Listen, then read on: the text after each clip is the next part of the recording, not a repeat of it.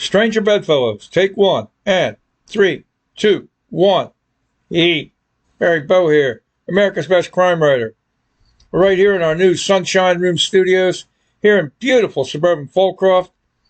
I saw the movie Strange Bedfellows way back in 1965. Rock Hudson, Gina Lola Bridgerton.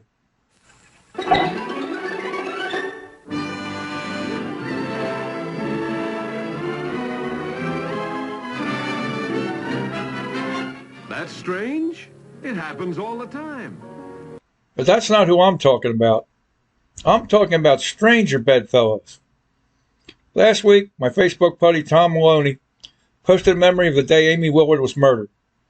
It triggered a murder for me, but I made a miss. That's right. Here, I'm going to say it. I made a mistake. I confused Amy Willard's killer, Arthur Bomar, with another killer, Ambrose Harris. A sexist might say, well, they all look alike to me. Well, I'd like to correct that mistake right now. Here's my Stranger Bedfellows. The aforementioned Ambrose Harris, Robert Mudman Simon, and Jesse Tammindagas. The year was 1999, and these three fine young gentlemen were all incarcerated on death row at Trenton State Prison.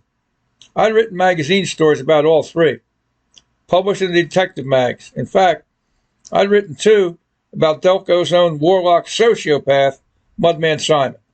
In 1974, Mudman invited his girlfriend, Beth Duesenberg, to be the guest of honor for the gang ritual of training. She'd strip naked and lay there while a dozen or so bikers had sex with her, but she refused. So, he blew her brains out and dumped her body in an abandoned mine shaft near Jim Thorpe, PA.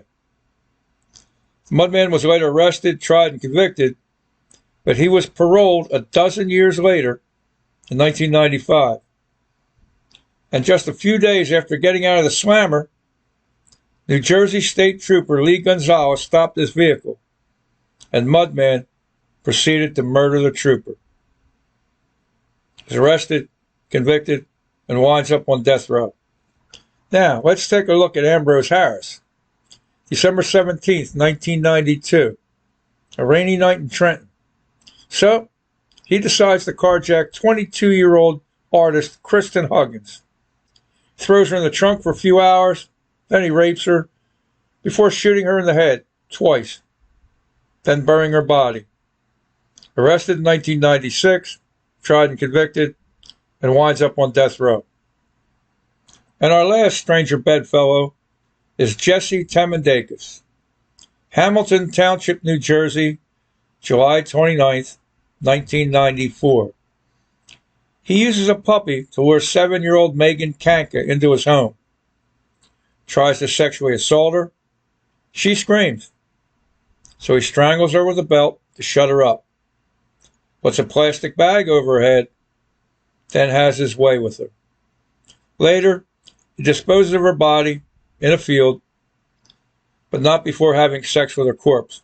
By the way, he was already a sex offender, and this led to the enactment of Megan's Law. Arrested, tried, convicted, and winds up on death row. So there you have them, Mudman Simon, Ambrose Harris, and Jesse Tammindagas, all on death row together, Stranger Bedfellows. Then, one day in 1999, Ambrose Harris and the Mudman get into an argument. They both want to have sex with Jesse Tammindagas. The argument escalates, and Harris literally beats the shit out of the Mudman, then stomps on his head and fractures his skull. Harris later died a natural death in prison. In 2007, an appeal commuted Jesse Tammindagas' sentence to life in prison. So, that's it for our Bedfellows, both strange and stranger. Thanks for tuning in today. Hope to see you here often. That's it for now. Till next time.